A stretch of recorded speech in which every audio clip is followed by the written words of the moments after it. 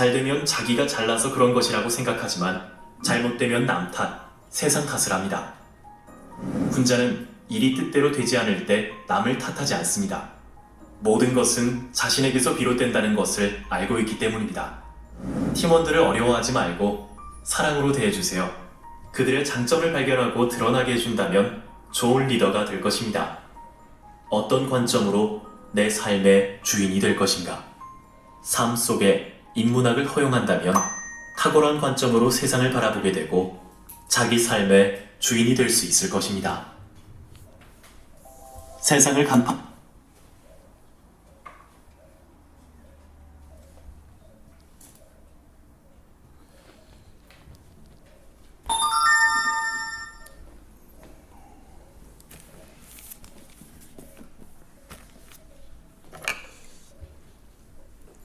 우리가 능음주를 왜 독송해야 되나? 능음주만 꼭 얘기하는 거 아니에요. 저도 능음주를 이렇게 안 하니까요. 능음주를 왜 해야 되는 거지? 도대체 이 어려운 것을 왜 해야 되지? 이것은 여기에서 이 동영상에서 얘기해 주듯이 붕과 뱁새 그리고 매미 예를 들어서 설명을 아주 잘해주죠. 붕은 한번 날아오르면 6개월 동안 이렇게 한번 날개를 펼치면 이게 9만리, 올라가면 9만리로 올라간대. 그래서 6개월 동안 하늘에서 내려오질 않는다라고 그래요. 그리고 저 높은 곳에서 왜 저러는 거지? 맵새나 뱁새나 매미는 아니 눈앞에 있는 먹이는 눈앞에 있는 것만 먹으면 되지 뭘 그러냐고 하지만 붕의 뜻을 누가 알리요? 우리가 이제 행복이라는 것이 이제 마음이 1단계부터 마음의 크기를 말하는 거예요. 10단계까지 이렇게 쭉 2, 3, 5, 9, 8 이렇게 있는데요. 마음이 1단계면 마음이 좁은 마음이죠. 매미의 마음이에요. 매미는 여름밖에 몰라요. 봄, 가을은 몰라요. 겨울도 몰라요.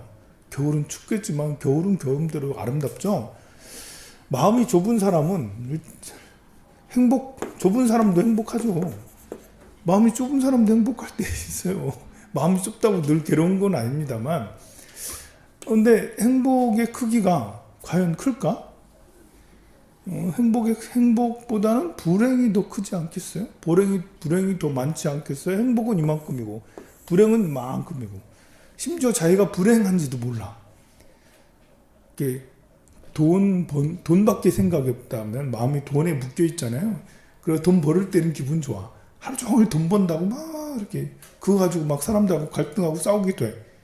그것이 괴로움인지 몰라. 사람들하고 막 싸우는데 돈 한 푼 가지고 깎아요 안 깎아요 그러면서 싸우기도 하고 그게 괴로움인지 모르고 살아. 1단계의 마음을 가진 사람은 그렇겠죠. 그게 과연 행복한 걸까요? 이 사람은 뭘로 행복한 거지? 가족들은 모두 다 외면하고 다 내쫓아버리고 혼자만 큰 집에서 살 수도 있겠죠. 맨날 돈 벌 이럴 수도 있고. 여기는 보살의 마음, 관세음보살이야. 관세음보살은 돈 한 푼 없지만 마음은 넓어. 이 관세음보살님이 누리는 행복과 1단계 스크루지가 누리는 행복은 분명히 저는 다르리라고 생각을 해요. 우리는 3단계 이 정도 있겠죠. 그리고 열심히 공부하면 이 정도의 마음을 갖고 되겠죠. 마음이 성장하면 할수록 나는 행복의 크기와 길이는 다를 거라고 생각합니다. 훨씬 자주 행복해지고 그냥 살아있어 행복한 것처럼 햇빛 비추니까 행복하고 비 오니까 행복하고 뭐 땅값이 오르니까 행복하고 땅값이 떨어지니까 행복해. 돈이 생기니까 돈 쓰니까 행복하고 돈을 버니까 또 행복해. 뭐 그런 거 하고 뭐 이렇게 부부나 가족이 있으니까 행복하고 가족하고 또 이별하니까 이별하는 건 행복인가요? 행복해. 위로 마음이 넓어지면 넓어질수록 순간순간이 행복하지 않은 순간이 없어지게 되겠죠. 자, 그러면 붕이 되려는 하는 것은 능엄주를 독송하려는 이유랑 다르지 않아요. 우리가 왜 능엄주를 해야 되는 거지? 이 어려운 거를?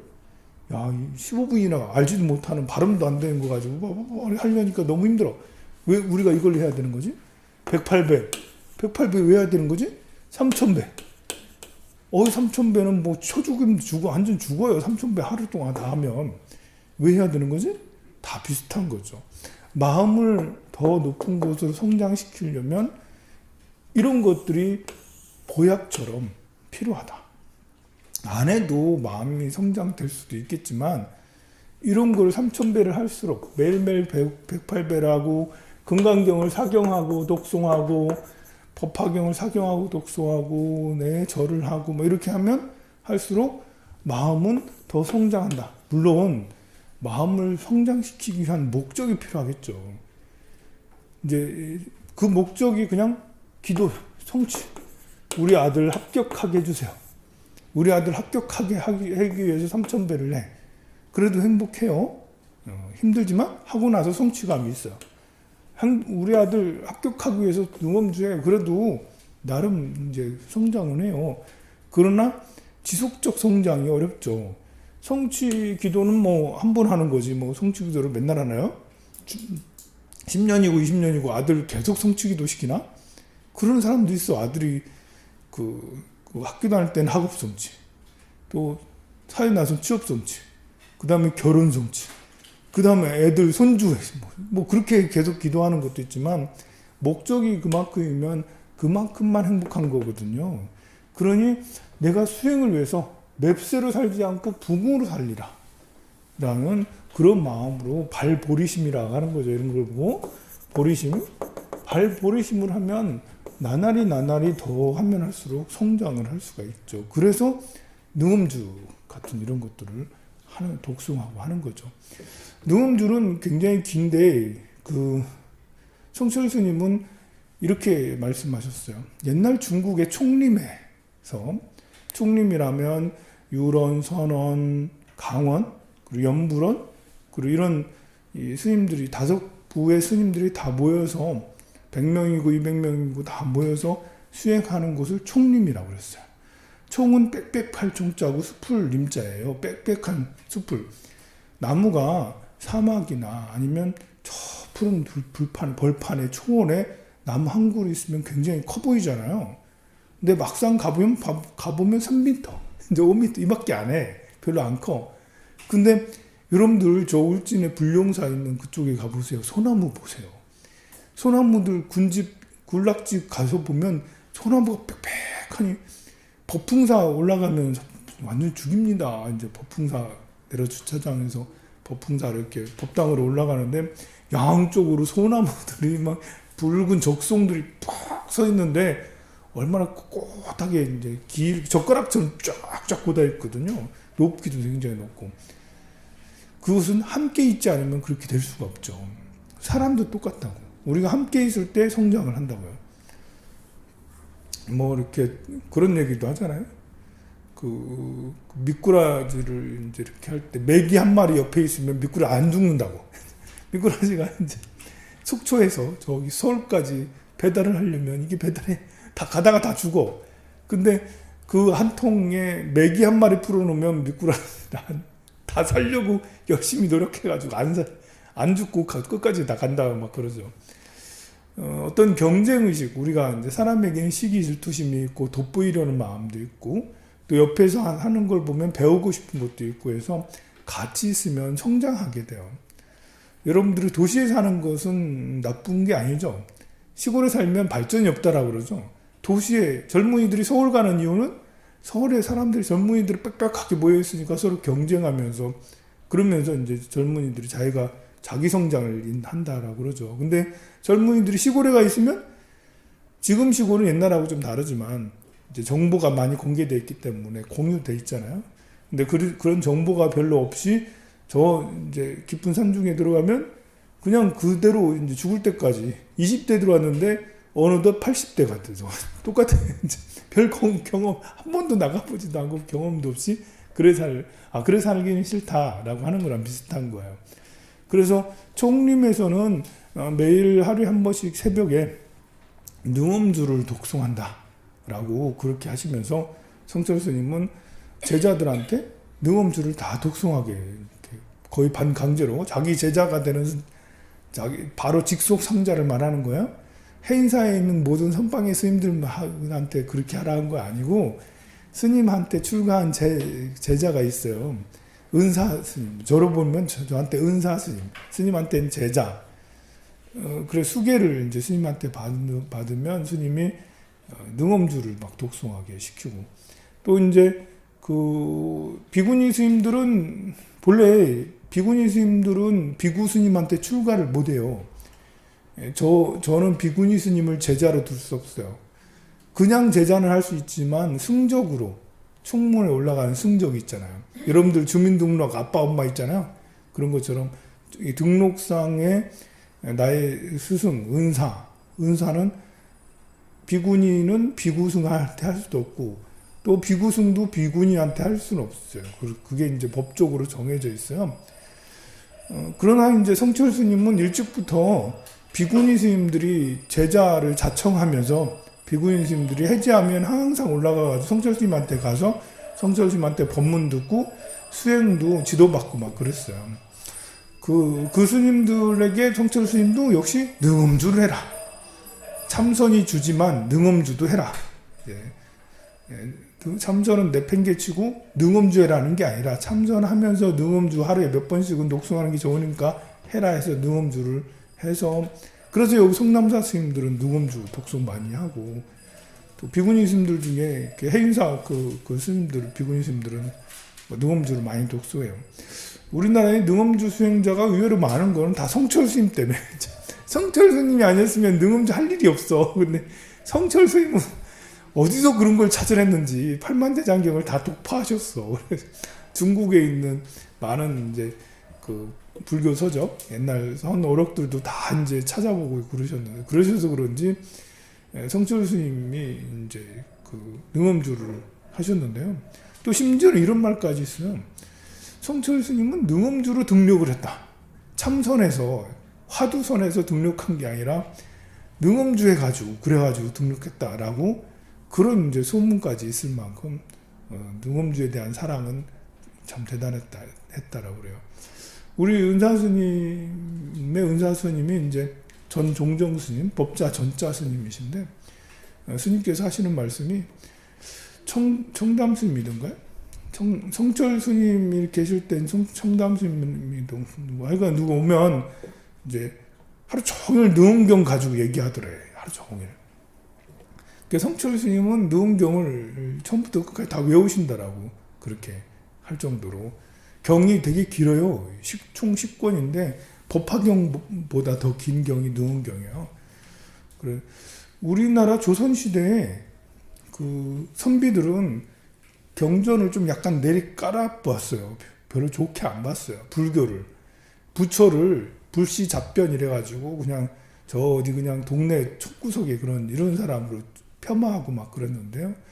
그 많은 경절, 금강경, 법화경, 화엄경 별로 하지만 이렇게 안 했는데 능엄경만은 능엄경은 훌륭하다. 옛날 조선시대 선비들이 능엄경은 많이 독송하고 했다라고 그러죠. 율곡이는 10년 동안 과거시험 합격했는데도 과거시험 또 보고 했거든요. 10년 동안 계속 자원급제를 했대. 그런 천재가 어딨어 세상에.